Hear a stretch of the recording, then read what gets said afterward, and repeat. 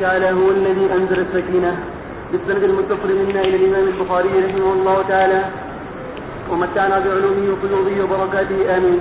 قال حدثنا عبد الله بن موسى عن إسرائيل عن أبي إسحاق عن البراء قال بينما رجل من أصحاب النبي صلى الله عليه وسلم يقرأ وفرس له رضي الله عنه من أصحاب النبي صلى الله عليه وسلم يقرأ وفرس له مربوط في الدار فجعل ينفر فخرج الرجل فنظر فلم ير شيئا وجعل ينفر فلما أصبح ذكر ذلك للنبي صلى الله عليه وسلم فقال تلك السكينة تنزلت بالقرآن.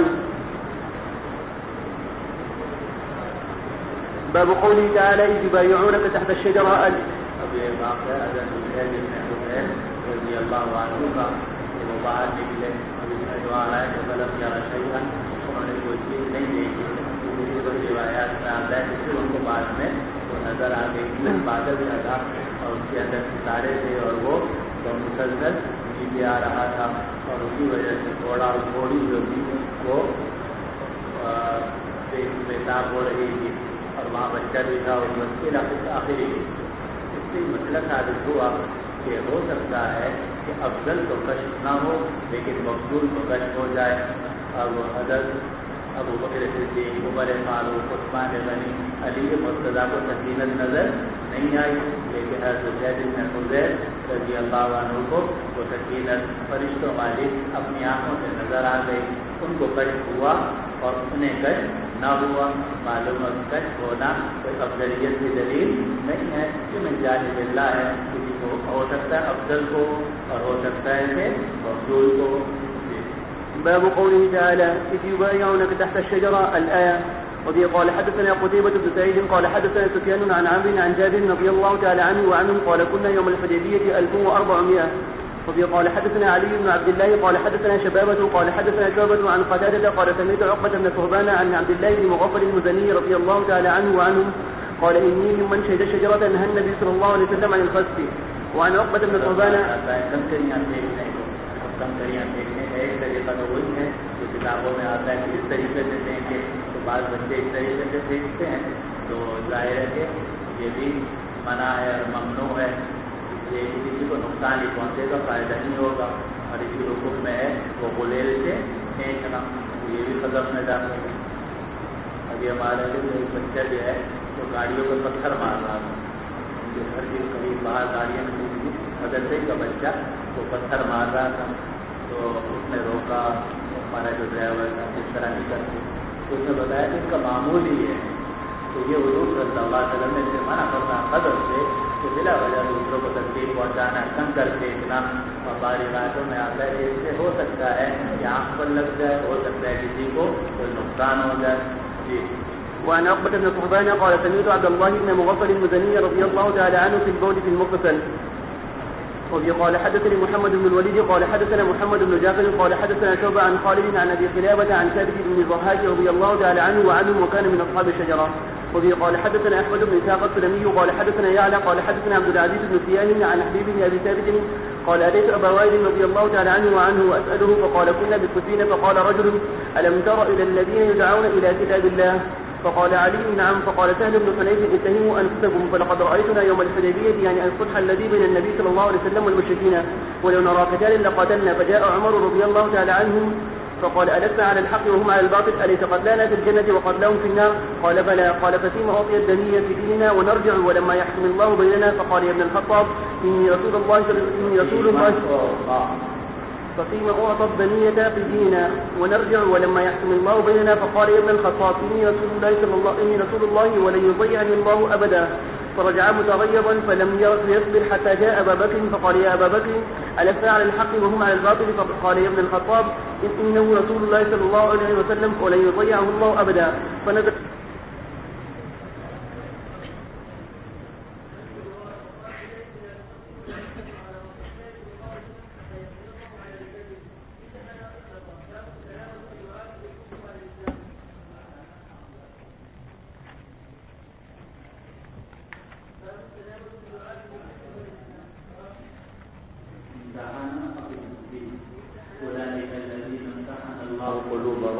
یہی وہ لوگ ہیں کہ جن کے دلوں کو اللہ تعالیٰ نے تقویٰ کے لیے خالص کر دیا. تو امتحان سے یہی فائدہ ہوتا ہے کہ خالص اور ناخالص کی پہچان ہو جاتی ہے، کون خالص ہے اور کون ناخالص ہے، کس میں صلاحیت ہے کس میں صلاحیت نہیں ہے۔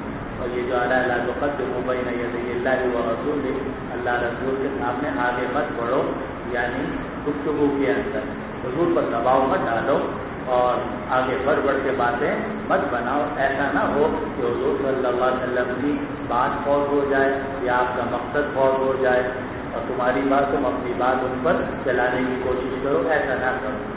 جی باب تنابذوا بدعاء بالكفر بعد الاسلام يلدكم ينقصكم الفا۔ کے آگے میں لکھا ہوا ہے کہ بعض یہودی تھے مسلمان ہو گئے، اس طرح بعض نصرانی تھے وہ مسلمان ہو گئے، تو کچھ لوگ ان کو پھر بھی کہتے تھے وہ نصرانی پرانے، اس کی وہ یہودی، تو قرآن نے منع کیا کہ اب تمہیں یہ کہنے کی اجازت نہیں ہے۔ اسی لیے کسی کو ایسے لقب سے پکارنا کہ جس سے وہ چڑھتا ہو یا اس کو رنج ہوتا ہو، یہ ناجائز ہے معلوم۔ لا تنابذوا بالالقاب، اور اسی لیے آپ نے پڑھا ہوگا کہ حضرت امام شافعی رحمۃ اللہ علیہ اسماعیل ابن ابراہیم ابن علیہ، تو وہ ابن علیہ کے نام سے چڑھتے تھے، تو امام شافعی رحمہ اللہ نے جب ان کا ذکر کیا تو فرمان اسماعیل الذی یقال له اسماعیل ابن علیہ، میں بولتا ہوں ابراہیم میں جو اسماعیل ہے، بارہ شرح محمود الذکر وغیرہ اور اس میں آپ پڑھ چکے ہیں، تو استاد ہے یا ساتھی ہے اس کا وہ نام لینا جس سے وہ چڑھتا ہو، یہ ناجائز ہے اور یہ تنابذ بالالقاب کے اندر داخل ہے۔ جی يلدكم ينقصكم ألسنا نقصنا۔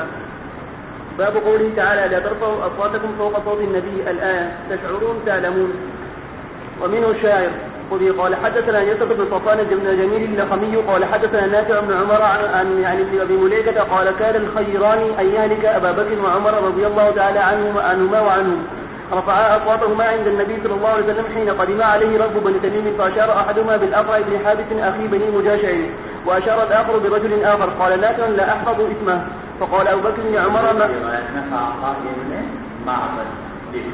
قال نافع لا أحفظ اسمه، فقال أبو بكر لعمر ما أردت إلا خلافي، قال ما أردت، فارتفعت أصواتهما في ذلك، فأنزل الله يا أيها الذين آمنوا لا ترفعوا أصواتكم الآية۔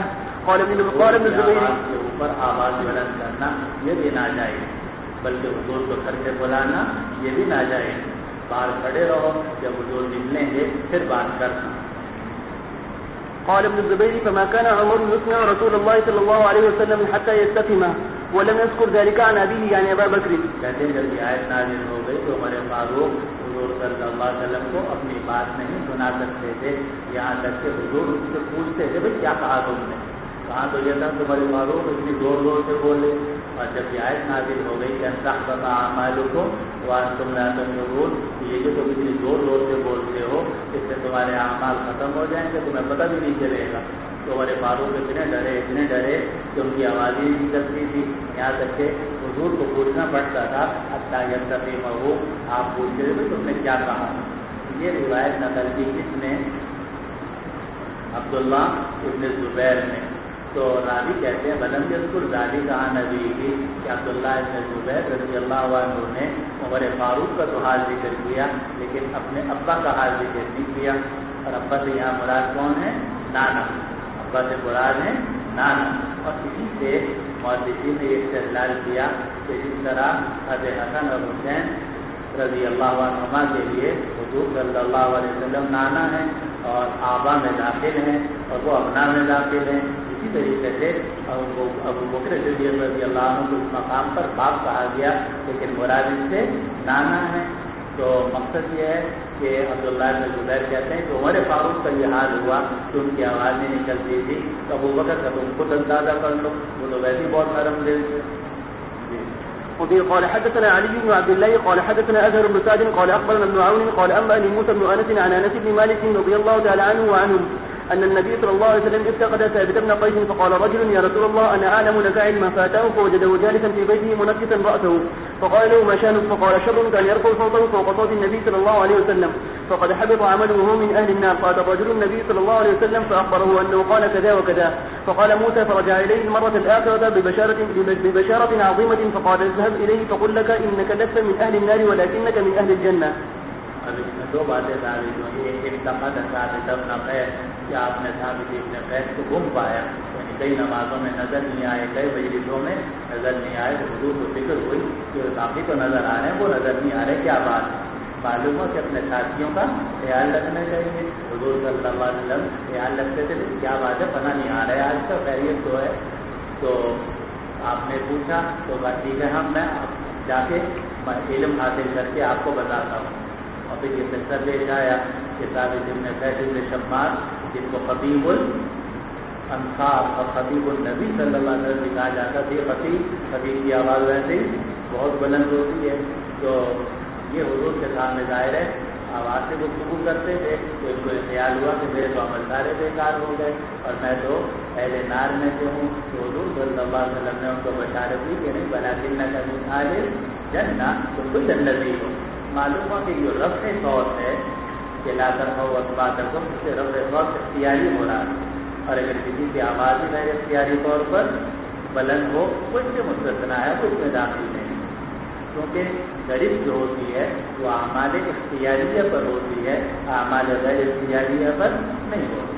یہ حضرت خان رحمۃ اللہ علیہ کے ہاں جگہ جگہ یہ بات آتی ہے کہ اعمال اختیاریہ پر گرفت ہے، غیر اختیاری پہ گرفت نہیں ہوتی۔ باب قوله تعالى إن الذين ينادونك من وراء الحجرات أكثرهم لا يعقلون۔ اب یہاں امام بخاری رحمۃ اللہ علیہ کو حدیث ذکر کرنا چاہتے تھے کہ یہ لوگ آئے اور انہوں نے باہر کھڑے ہو کے حضور کو آوازیں دینی شروع کی کہ یا محمد اخرج الینا، تو آیت نازل ہو گئی ان الذین ینادونک من وراء الحجرات اکثرهم لا يعقلون ولو انهم صبروا حتى تخرج الیہم لکان خیرا لهم اللہ ورسولہ۔ وبه قال حدثنا الحسن بن محمد قال حدثنا حجاج يعني عن ابن جريج قال أخبرني ابن مليكة أن عبد الله بن الزبير رضي الله تعالى عنه وعنهم أخبرهم أنه قدم رجل من بني تميم على النبي صلى الله عليه وسلم، فقال أبو بكر رضي الله تعالى عنه أمن القعقاع بن معبد، وقال عمر بل أمن الأقرع بن حابس، فقال أبو بكر ما أردت إلى أو إلا خلافي، فقال عمر ما أردت خلافك، فتماريا حتى ارتفعت أصواتهما، فنزل في ذلك يا أيها الذين آمنوا لا تقدموا بين يدي الله ورسوله حتى الآية حتى انقضت الآية۔ باب قوله تعالى ولو أنهم صبروا حتى تخرج إليهم لكان خيرا لهم۔ علماء نے لکھا کہ یہاں عنوان کو ذکر کیا گیا لیکن معاون یعنی کوئی حدیث ذکر نہیں کی گئی، تو ایسا لگتا ہے کہ امام بخاری رحمۃ اللہ علیہ نے باب قائم کر دیا تھا اور کوئی حدیث ذکر کرنا چاہتے تھے مگر اس سے پہلے ہی ان کا انتقال ہو گیا، موقع نہیں ملا۔ بسم اللہ الرحمن الرحیم۔ سورہ قاف رجع بعید رد الفروج فسوق واحدها فرج ورید فی حلقه ما لها من فروج، آسمانوں کے اندر کوئی سوراخ نہیں ہے، ورید فی حلقه والحبل حبل العاتق، وقال مجاہد ما تنقص الارض من عظامهم تبصرة بصيرة حب الحصيد الحنطة۔ ما تنقص الارض منهم، ہمیں معلوم ہے کہ زمین ان میں سے کیا کم کرتی ہے۔ اب آدمی کا جسم ہے اور جسم بھی ہم آپ کو بتا چکے کہ تھوڑا چھوٹا ہو تو بھی وہ زہر ہے، بڑا ہو گیا تو بھی زہر ہے، اور بڑا ہو گیا تو بھی زہر ہے، موٹا ہو گیا تو بھی زہر ہے، پتلا ہو گیا تو بھی زہر ہے۔ تو زہر جو ہے کوئی جسم کا نام نہیں ہے، جسم جو ہے وہ تو فنا ہوتا رہتا ہے، بلکہ مسلسل ہی پرانے سیل ٹوٹتے رہتے ہیں اور نئے سیل بنتے رہتے ہیں، جیسے ڈاکٹر وغیرہ سب اس پر بات کر متفق ہیں، اسی لیے کھانے کی ضرورت پڑتی ہے تاکہ نئے سیل بن سکیں، اور ہر کچھ عرصے کے بعد انسان کا پورا جسم تبدیل ہو جاتا ہے۔ تو اللہ سبحانہ و تعالیٰ نے فرمایا کہ جب مردے کو دفن کیا جاتا ہے تو یہ لوگ کہتے ہیں کہ جسم تو ختم ہو گیا، جب جسم ختم ہو گیا تو دوبارہ کیسے پیدا ہوگا؟ ذالک رجع بعید، تو بہت دور کی سوچ ہے، یہ تو بہت دور کا لوٹتا ہے۔ تو اللہ تعالیٰ نے فرمایا قد علمنا ما تنقص الارض منهم، ہمیں معلوم ہے کہ زمین نے کیا کچھ اس میں سے کمی کی ہے، یعنی زمین نے جو کچھ کمی کی تھی تو وہ ہمیں معلوم ہے، دوبارہ اس کمی کو پورا کر دیا جائے گا۔ اور حضرت مفتی شفیع صاحب رحمۃ اللہ نے فرمایا کہ زمین کے جسم کے جو اجزاء ہیں وہ دنیا کے مختلف چیزوں سے بنے ہیں۔ اب آپ جو ہے نا وہ چیزیں کھاتے ہیں، گندم جو ہے پتہ نہیں کہاں کی کھا رہے ہیں، آم کہاں کا کھا رہے ہیں، اور پائن ایپل پتہ نہیں کہاں کا کھا رہے ہیں، طرح طرح کی نعمتیں جو آپ منہ میں ڈال رہے ہیں، کوئی کہیں کی کوئی کہیں کی، وہ ساری آپ کے اندر چلی گئیں۔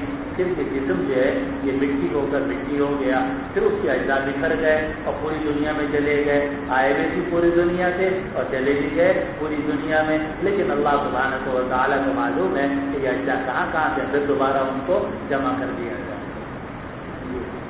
وعندنا کتاب حفیظ، ہمارے پاس ہر چیز لوح محفوظ میں لکھی ہوئی ہے۔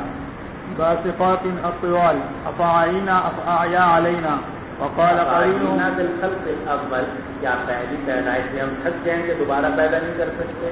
حالانکہ پہلی مرتبہ پیدا کرنا زیادہ مشکل ہوتا ہے بنسبت اعادے کے، ابتدا آسان ہو گئی اللہ سبحانہ و تعالیٰ پر، تو دوبارہ پیدا کرنا، دوبارہ جسم کو کھڑا کر دینا کیا مشکل ہے اللہ سبحانہ و تعالیٰ کے لیے۔ وقال قرینہ الشیطان الذی قیض له فنقبوا ضربوا او القى السماء، انہوں نے شہروں کے اندر نقب لگائی، مراد یہ کہ دور دراز علاقوں کا سفر کیا۔ جی او القى السمع لا يحدث نفسه بغيره، ان فی ذلک لذکر، اس قرآن میں نصیحت ہے لیکن صرف دو آدمیوں کے لیے، سن لو ہمارے ساتھ، لمن کان له قلب، ایک تو یہ کہ جس کا دل ہو، یہ چلو دل سے نہیں سن رہا، او القى السمع وهو شہید، لیکن کان لگا کر سنے اور خود بھی وہاں موجود ہو۔ تو کیا مطلب کہ کان لگا کر سنے اور خود بھی موجود ہو؟ تو مطلب یہ کہ لا يحدث نفسه بغیرہ، اس وقت میں اپنے آپ سے باتیں نہ کر رہا ہو، ورنہ ہوتا یہ ہے کہ قرآن پڑھا جا رہا ہے، حدیث پڑھی جا رہی ہے اور سنایا جا رہا ہے، اور یہ آدمی اس کے جواب کے چکر میں ہے یا رد کرنے کے چکر میں ہے یا کچھ اور سوچ میں ہے، اپنے پنڈ اور گاؤں پہنچا ہوا ہے۔ تو جب یہ اپنے نفس کے ساتھ باتیں کر رہا ہے تو یہ جو آواز اس کے کانوں میں آ رہی ہے اس کو کوئی فائدہ نہیں پہنچائے، کیونکہ ان فی ذلک لذکر، اس قرآن میں نصیحت ہے صرف دو آدمیوں کے لیے، لمن کان له قلب، یا تو اس کا دل ہو یعنی دل سمجھ رہا ہو، اور اگر دل نہ بھی سمجھ رہا ہو تو کم از کم کان پوری طرح متوجہ ہو اس طریقے سے کہ دماغ میں خیالات نہ ہوں۔ جی اسی لیے کہا جاتا ہے کہ اگر کسی عالم کے یا کسی بزرگ کے کلام سے مستفید ہونا ہے تو خالی و ذہن ہو کر بیٹھنا ضروری ہے۔ جی حين أنشأكم وأنشأ خلقكم رقيب عتيد رصد سائق وشهيد الملكين كاتب وشهيد شاهد بالقلب لغوب النصب وقال غيره نظير الكفر ما دام في أكمامه ومعناه رقيب عتيد، رصد کے معنی کیا ہے؟ تیار، نگران۔ تو یہ قرآن مجید میں آتا ہے کہ ما یلفظ من قول، انسان کوئی بھی بات نہیں کرتا الا لدیہ رقیب عتید، نہیں نکالتا ہے منہ سے کوئی بات مگر یہ کہ اس کے سامنے ایک نگران ہوتا ہے، عتید جو تیار بیٹھا ہوتا ہے، جیسے یہ بات کرتا ہے اس کو ریکارڈ کر دیتا ہے، الا لدیہ رقیب عتید۔ اور آج کل کے تو سائنس ہے، بلکہ مشاہدہ ہو گیا آپ کو کہ فضا میں ساری آوازیں محفوظ ہیں۔ آج کل کے سائنسدان یہ کہتے ہیں کہ جو کچھ ہم بولتے ہیں وہ فضا میں ہوتا ہے، صرف اسی بات ہے کہ ریسیور کی ضرورت ہوتی ہے، اس کو ریسیو کر لیا جائے، چیک کر لیا جائے۔ چنانچہ جس وقت ہم یہاں بیٹھے ہیں، اب فضا کے اندر یہ جرمنی کی ریڈیو کی اور چین کی ریڈیو کی اور پاکستانی ریڈیو کی اور FM اور جناب طرح طرح کے ریڈیو کی آوازیں سب یہاں موجود ہیں۔ حتیٰ کہ اگر آپ یہ 20 افراد آپ کو فون کر رہے ہیں تو ان کی آوازیں جو ہیں وہ بھی فضا کے اندر موجود ہیں۔ اب جس کے پاس وہ ریسیور ہوگا یہ خاص فریکوینسی پر وہ اس کو لے آئے گا، وہ آواز سن لے گا، اور جو فریکوینسی پر نہیں لائے گا وہ آواز سنائی نہیں دے گی۔ معلوم ہے کہ فضا کے اندر ساری آوازیں موجود ہیں۔ اسی لیے جو جدید نظریہ ہے وہ یہ ہے کہ جو ہم بولتے ہیں وہ فنا نہیں ہوتا، جو کچھ ہم نے بولا وہ فنا نہیں ہے بلکہ وہ فضا میں محفوظ ہے، اور فضا میں جب محفوظ ہے سائنسدان کہتے ہیں کہ محفوظ ہے اور وہ محفوظ ہی رہتا ہے۔ اتنی بات ہے کہ اس کے لیے ریسیور کی ضرورت ہے کہ کیچ کر لیا جائے، جیسے یہیں بیٹھے بیٹھے آپ ٹیلی فون اور جناب ریڈیو وغیرہ کے ذریعے سے، بلکہ اب تو فضا کے اندر دور سے تصویریں محفوظ ہیں، ذرا یہیں بیٹھے بیٹھے اگر آپ TV لگا دیں تو جتنی تصویریں فضا کے اندر ہیں وہ اس میں آنے شروع ہو جائیں۔ تو یہ سب چیزیں فضا کے اندر محفوظ ہیں۔ اتنی بات ہے کہ اس کو لینے کی اور پھر ایک دوسرے سے ممتاز کرنے کی، تو کہتے ہیں کہ ماضی میں جتنی آوازیں ہیں وہ ساری فضا میں محفوظ ہیں، ان کو دوبارہ سنا جا سکتا ہے لیکن ان میں تمیز دینا کہ کون سی آواز کس کی ہے یہ مشکل ہے۔ اب ہوتا یہ کہ آج کل کی جو جدید سائنس ہے اس میں خاص فریکوینسی پر اس کو بھیجا جاتا ہے تاکہ وہ دوسرے کو اسی فریکوینسی پر سنائی دے سکے. تو وہ جناب آرام سے وہ کہاں بیٹھا ہوا ہے, بیچ میں کوئی تار بھی نہیں ہے, اور آپ موبائل فون لے کے یہاں سن لیتے ہو. آپ سنتے ہو, باقی نہیں سنتے, حالانکہ آواز و فضا کے اندر موجود ہے. یہ سارے جتنی سائنس کی تحقیقات ہیں انہوں نے قرآن کے عقائد کو اور جو ہمارے دینی عقائد ہیں انبیاء کرام علیہ السلام کے, ان سب کو اور زیادہ مضبوط کر دیا. تو ما یلفظ من قول, انسان کوئی بات نہیں کرتا الا لدیہ رقیب عتید, مگر اس کے سامنے ایک نگران ہوتا ہے جو تیار بیٹھا ہوتا ہے, یعنی ریکارڈ کر لیا جاتا ہے. نظير الكفر ما دام في أكمامه ومعناه ممدود بعضه على بعض, فإذا خرج من أكمامه فليس بنظير. في إدبار النجوم وأدبار السجود كان عاصم يفتح التي في قاف ويكسر التي في الطور, وتكسران جميعا وتنصبان. وقال ابن عباس رضي الله عنهما يوم الخروج يخرجون من القبور. باب قوله تعالى وتقول هل من مزيد. بالسند المتصل منا إلى الإمام البخاري رحمه الله تعالى متعنا الله بعلومه وفيوضه وبركاته آمين. قال حدثنا عبد الله بن أبي الأسود قال حدثنا حرمي قال حدثنا شعبة عن قتادة عن أنس رضي الله تعالى عنه عن النبي صلى الله عليه وسلم قال بعض حضرات نے فرمایا کہ جو حدیثیں ہیں وہ بھی سب فضا میں محفوظ ہیں. حدیثیں ہیں, بزرگوں کا کلام ہے, سب فضا میں محفوظ ہے. اب وہ اس کو بس تمیز دینے کا مسئلہ ہے, جس کو بس تو ریکارڈ کیا جائے کسی ذریعے سے, اور پھر اس کو تمیز دیا جائے کہ یہ آواز کس کی ہے, یہ مشکل ہے. عن النبي صلى الله عليه وسلم قال انسانوں کے لیے مشکل ہے, اللہ سبحانہ و تعالیٰ کے لیے کیا مشکل ہے. قال يلقى في النار وتقول هل من مزيد حتى يضع قدمه فتقول قط قط. وبه قال حدثنا محمد بن موسى القطان قال حدثنا أبو سفيان الحميري سعيد بن يحيى بن مهدي قال حدثنا عوف عن محمد عن أبي هريرة رضي الله تعالى عنه وعنه رفعه وأكثر ما كان يوقفه أبو سفيان يقال لجهنم هل امتلأت فتقول هل من مزيد, فيضع الرب تبارك وتعالى قدمه عليها فتقول قد قد.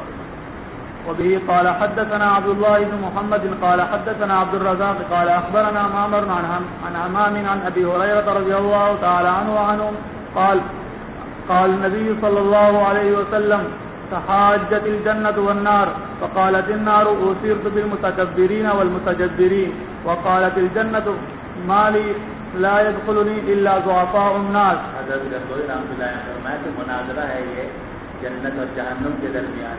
تو جہنم یہ کہتی ہے کہ أثرت بالمتكبرين والمتجبرين, کہ مجھے ترجیح دی گئی ہے کہ جتنے متکبرین متجبرین اور بڑے بڑے بادشاہ اور حجاج اور پیسے والے لوگ وہ میرے ہاں آئیں گے, اور جب میرے ہاں آئیں گے فأنا أصغرهم, تو میں ان کو چھوٹا کر دوں گی. اور جنت بھی کہتی ہے کہ ضعفاء الناس سخط الناس, اور کمزور لوگ میرے ہاں آئیں گے فأنا أكبرهم فأنا الكبرى. تو جہنم یہ کہتی ہے کہ أنا أكبرهم فأنا الكبرى, اور جنت یہ کہتی ہے کہ أنا أكبر أصاغر الناس وأصغر الناس فأنا الكبرى. تو دونوں میں یہ مناظرہ ہوگا. جی. وقالت الجنة ما لي لا يدخلني إلا ضعفاء الناس وسقطهم. قال الله تبارك وتعالى للجنة أنت رحمتي أرحم بك من أشاء من عبادي. وقال للنار إنما أنت عذاب وأعذب بك من أشاء من عبادي. کچھ کے سمجھ میں آئے کہ اس کے لیے اصل میں اگر خالی اسی کو رکھا جائے تو مناظرہ کیسے ہو, یعنی جنت یہ کہتے ہیں فقالت النار, جہنم نے یہ کہا کہ مجھے ترجیح دی گئی ہے متکبرین اور متجبرین کے ساتھ ہیں جی, اور جنت بھی کہہ رہی ہے کہ کیا ہو گیا کہ میرے اندر نہیں داخل ہوتے مگر کمزور لوگ اور گرے پڑے لوگ. تو مناظرہ تو نہ ہوا. تو اس کو مناظرہ بنانے کے لیے اب گنگوئی کا صلی اللہ علیہ وسلم نے فرمایا کہ مقصد یہ ہے کہ جہنم یہ کہتی ہے کہ میرے ہاں بڑے لوگ آئیں گے میں ان کو چھوٹا کر دکھاؤں گی, اور جنت بھی کہتی ہے کہ میرے ہاں چھوٹے لوگ آئیں گے جن کو دنیاوی طور پر چھوٹا سمجھا جا رہا ہوگا اور میں ان کو بڑا کر کے دکھاؤں گی. ولكل واحدة منهما ملؤها فأما النار فلا تمتلئ حتى يضع رجله فتقول قط قط قط فهنالك تمتلئ ويدعى بعضها إلى بعض ولا يظلم الله من خلقه أحدا وأما الجنة فإن الله ينشئ لها خلقا. باب قوله تعالى الجنة فإن الله ينشئ لها خلقا. جنت کے لیے اللہ تعالیٰ ایک نئی مخلوق پیدا کریں گے. اور وجہ آپ پڑھ چکے ہیں کہ ہر آدمی کے دو ٹھکانے ہیں. اس کا جنت میں بھی ٹھکانا ہے اور جہنم میں بھی. تو جب وہ خدا نخواستہ نعوذ باللہ جہنم میں چلا جائے گا تو جنت میں اس کی جگہ خالی رہ جائے گی, اور جنت میں جائے گا تو جہنم میں جگہ خالی رہ جائے گی. تو جہنم میں جو جگہ خالی ہوگی اس کو بھی تو اللہ تعالیٰ اپنا قدم رکھیں گے اور وہ سکڑ جائے گی, جیسے کہ روایتوں میں آتا ہے. اور جنت کو سکیڑا نہیں جائے گا, جنت کو اسی طرح رکھا جائے گا. فإن اللہ یحیی لہا خلقا, اور اللہ تعالیٰ ان کے لیے ایک مخلوق کو پیدا فرما دیں گے. تو حضرت خانوی رحمۃ اللہ علیہ پڑھ رہے تھے اور مولانا یعقوب صاحب نانوتوی رحمۃ اللہ علیہ حدیث پڑھا رہے تھے. جب یہاں پہنچے تو خانوی رحمۃ اللہ علیہ نے فرمایا کہ ان کے تو بڑے مزے ہوں گے کہ کوئی بھی اعمال صالحہ نہیں کیے اور جنت میں چلے گئے. تو حضرت مولانا یعقوب صاحب نانوتوی رحمۃ اللہ علیہ نے فرمایا ان کے کیا مزے ہوں گے, تو اس کو تو پتہ ہی نہیں ہوگا کہ تکلیف ہوتی کیا ہے.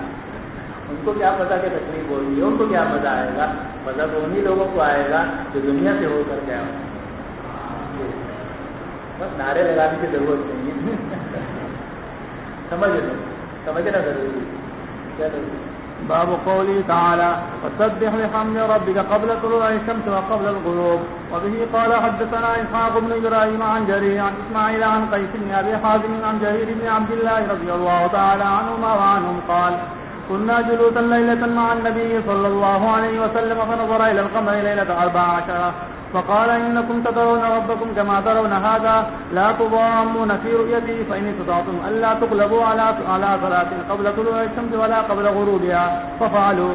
ثم قرأ فسبح بحمد ربك قبل طلوع الشمس وقبل الغروب. تسبیح بیان کرو اپنے رب کی حمد کے ساتھ سورج کے طلوع ہونے سے پہلے اور غروب کے بعد, غروب سے پہلے.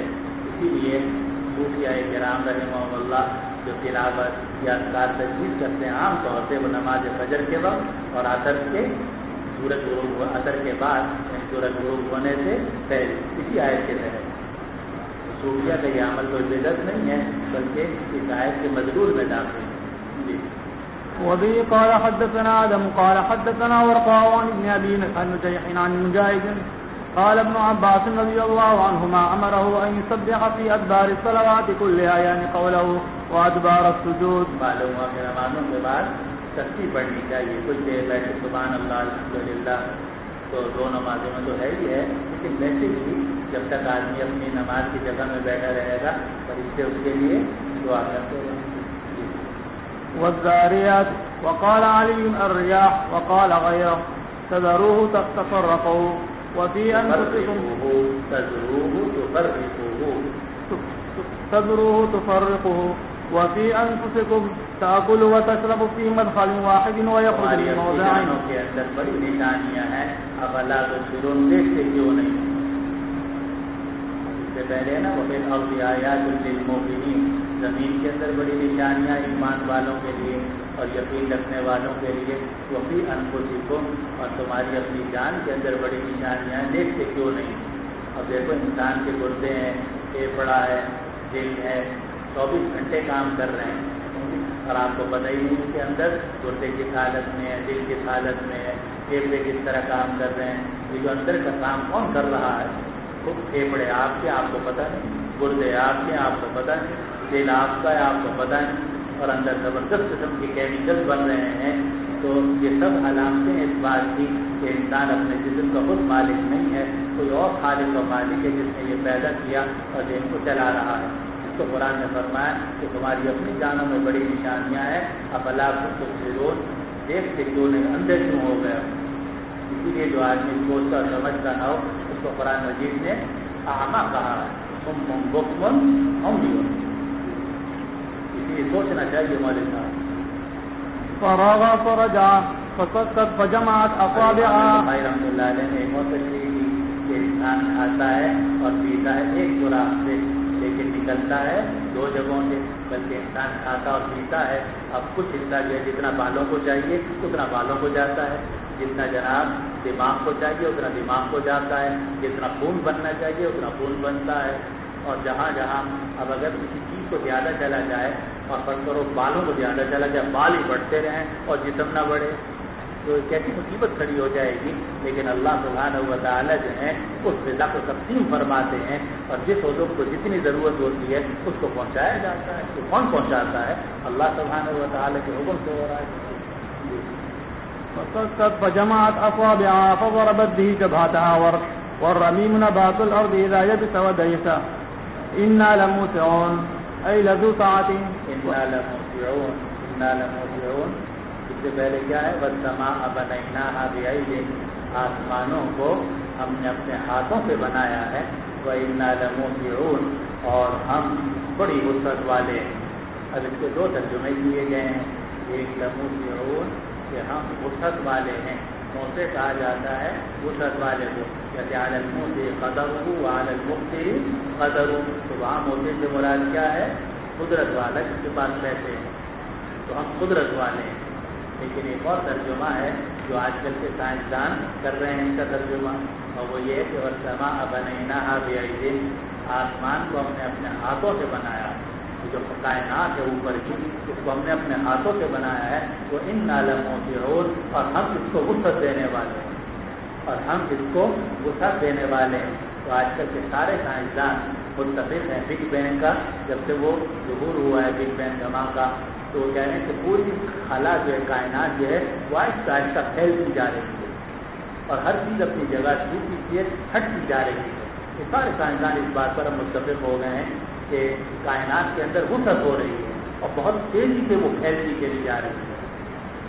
تو اگر اس معنی کا خیال کیا جائے، یہ کہا جائے کہ والسماء بنيناها بأيد، آسمان اور کائنات کو ہم نے بنایا اپنے ہاتھوں سے، وإنا لموسعون، اور ہم اس کو وسعت دینے والے ہیں، تو کیا مطلب کہ جو پھیل رہی ہے اس کو ہم پھیلانے والے ہیں، تم پھیلانے والے ہیں۔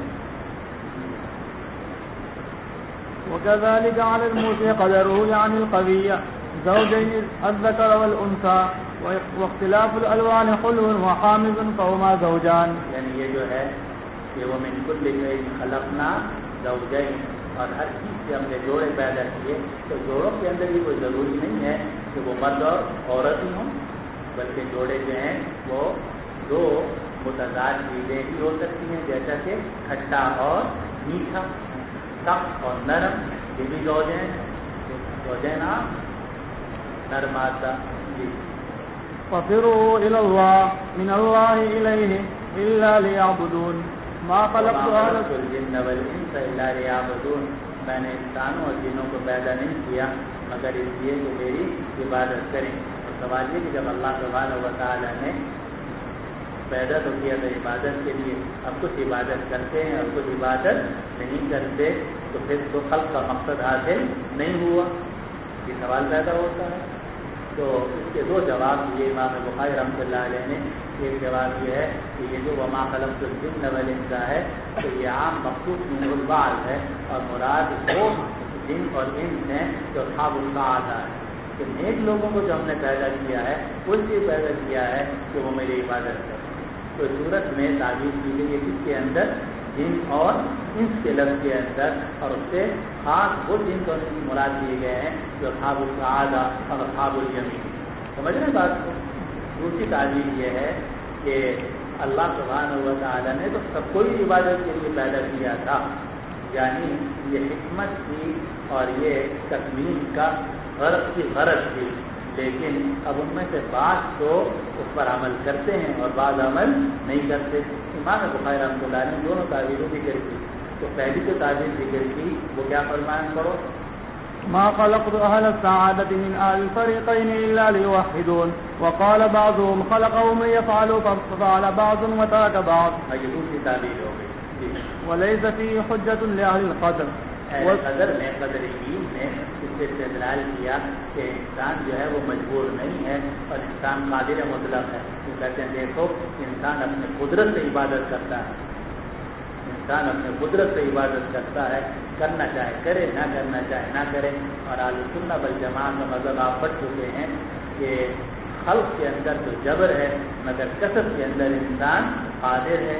تو اس کو کہا جاتا ہے کہ نہ انسان بالکل قادر ہے اور نہ انسان بالکل مجبور ہے. خلق کے اعتبار سے دیکھا جائے تو وہ مجبور ہے، لیکن کسب کے اعتبار سے دیکھا جائے تو انسان قادر ہے. اس لیے کیونکہ یہ آیت ایسی تھی کہ جس سے قدری لوگ استدلال کرتے ہیں اور جبر کا انکار کرتے ہیں، تقدیر کا انکار کرتے ہیں. اس کے امام بخاری رحمۃ اللہ علیہ نے آیت میں 2 تعبیریں ذکر فرما دی اور پھر فرمایا بھلے نفی حجت یا قدر کہ قدری کی اس میں کوئی دلیل نہیں. والذنوب الدلو العظيم. وقال مجاهد صرت صيحة ذنوبا سبيلا العقيم التي لا تلد. وقال ابن عباس والحب كاستواؤها وحسنها. قسم ہے آسمان کی جو رستوں والا ہے، استوا ہوا وہ حسن ہوا. حبوب کہتے ہیں اصل میں دھاریوں کو، حبوب کہتے ہیں دھاریوں کو. اور یہاں مراد یہ کہ آسمان میں اللہ تعالیٰ نے راستے اور دھاریاں بنائی ہیں اور جو ایک خاص طریقے سے اس نظام پر، اس مدار کے اوپر گردش ہو رہی ہے. اس کو قرآن نے فرمایا والسماء ذات الحبوب. جی في غمرة في ضلالتهم يتمادون. وقال غير تواصوا تواطؤوا. وقال مسومة معلمة من السيما. اب یہ جو بھی نبی آتا تھا اور آتا رہا اس کو لوگ کہتے رہے کہ یہ تو شاعر ہے یا مجنون ہے. تو اللہ سبحانہ و تعالیٰ نے فرمایا اتواصوا به بل هم قوم طاغون. کیا ان لوگوں نے ایک دوسرے کو وصیت کی ہے؟ کیا ان لوگوں نے ایک دوسرے کو وصیت کی ہے کہ جب کوئی نبی آئیں گے تو تم یہی کہنا کہ یہ شاعر ہے، یہ مجنون ہے؟ بل هم قوم طاغون. وصیت وغیرہ تو کیا ہوگی، بلکہ یہ کیسے لوگ ہیں جو سرکش ہیں. اس سے پہلے کیا ہے؟ ہاں جی کہاں گئے ہمارے حافظ صاحب؟ چلو پیچھے شاعر اور مجنون کا ذکر ہے نا، تو اس سے متعلق. اور اتواصوا به کا ترجمہ کیا حضرت شاہ عبد القادر صاحب محدث دہلوی رحمۃ اللہ علیہ نے اور حضرت شیخ الدین نے بڑا پیارا. آپ کو پتہ ہے کہ وصیت کسے کہتے ہیں؟ وصیت کہتے ہیں اس کلام کو جس کی نسبت کی جائے مرنے کے بعد کی طرف کہ میرے مرنے کے بعد یہ کام کرنا. تو حضرت شیخ الہند اور شاہ عبد القادر صاحب محدث دہلوی رحمۃ اللہ علیہ نے اتواصوا به کا ترجمہ کیا. کیا وہ یہ کہہ مرے ہیں؟ کیا وہ یہ کہہ مرے ہیں؟ تو یہ کہہ مرنا اردو کا محاورہ بھی ہے اور ساتھ ساتھ وصیت کا جو ایک مفہوم ہے وہ اس میں آ رہا ہے. جی کیا ایک دوسرے کو وہ یہ کہہ مرے ہیں، یہ فرمائیں. بسم الله الرحمن الرحيم. والطور. وقال قتادة رحمه الله تعالى مذكور مكتوب. وقال مجاهد الطور الجبل بالسريانية رق منشور صحيفة. والسقف المرفوع السماء والمسجور الموقد. وقال الحسن رحمه الله تعالى تفجر حتى يذهب ماؤها فلا يبقى فيها قطرة. وقال مجاهد رحمه الله تعالى ألتناهم نقصنا. وقال معنی ہوتے ہیں نقصنا کی اصل میں قرآن مجید کی آیت ہے کہ جو ایمان لائے واتبعتهم ذریتهم بإیمان، اور ان کی اولاد نے ایمان کے ساتھ ان کی پیروی کی. الحقنا بهم ذریتهم، ان کی اولاد کو ہم ان کے ساتھ ملا دیں گے. وما ألتناهم من عملهم من شيء، اور ان کے عمل میں یعنی بزرگوں کے عمل میں کوئی کمی نہیں کریں گے. اور اس سے بڑا مسئلہ یہ ثابت ہوا کہ نسب کا فائدہ ہوتا ہے یا نہیں ہوتا. تو بعض لوگ کہتے ہیں کہ نسب ادب کوئی چیز نہیں، اصل چیز ایمان اور اعمال صالحہ. اور بعض کہتے ہیں کہ نسب بڑی چیز ہے. قرآن نے اس کا یہ فیصلہ کیا ہے کہ اگر ایمان ہے تو پھر نسب کا فائدہ ہے. اور یہ فائدہ ہوگا کہ اگر کسی اللہ والے کی اولاد میں سے ہے تو اور لیکن اعمال میں کمی ہے تو اللہ سبحانہ و تعالیٰ نسب کی وجہ سے واتبعتهم ذریتهم بإیمان الحقنا بهم ذریتهم، ان کی اولاد کو بھی ان بڑوں کے ساتھ ملا دیں گے. وما ألتناهم من عملهم من شيء، اور بڑوں کے عمل میں کوئی کمی نہیں کی جائے. لیکن اگر ایمان نہیں ہے تو پھر اس نسب کا کوئی فائدہ نہیں ہے، چاہے وہ ابراہیم علیہ السلام کے والد ہو، چاہے نوح علیہ السلام کا بیٹا ہو، چاہے رسول اللہ صلی اللہ علیہ وسلم کے چچا ہو. اس لیے کہا جاتا ہے کہ نسب کا اس وقت میں فائدہ ہے جبکہ ایمان نہ ہو. اللہ تعالیٰ ہم سب کا ایمان سلامت ہے. وقال غيره تمور تدور أحلامهم العقول. وقال ابن عباس رضي الله تعالى عنه البر اللطيف كتفا قطعا. المنون الموت وقال غيره يتنازعون يتعاطون. ایک دوسرے سے سینہ چپٹی کریں گے، جنت میں گلاس ایک دوسرے سے چھینیں گے شراب سے، لیکن وہ چھیننا جو ہے وہ لڑائی کی بنا پر نہیں ہوگا، محبت کی بنا پر.